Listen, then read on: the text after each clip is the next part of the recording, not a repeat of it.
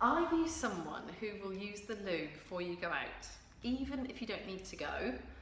Maybe even multiple times before you go out, changing your mind, do I need to go?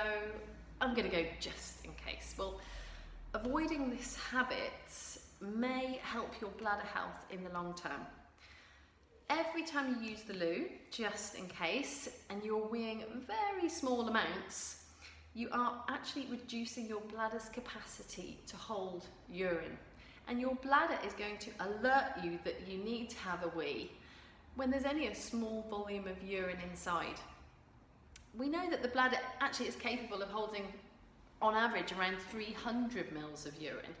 So if you are frequently visiting the loo and emptying only small volumes, 80 or 100 mils of urine, well, we know that we need to train your bladder to hold larger volumes than that. So one way you can help your bladder learn to hold larger volumes is to stop going just in case, and instead only use the loo when you feel the urge. That's the first thing you can try.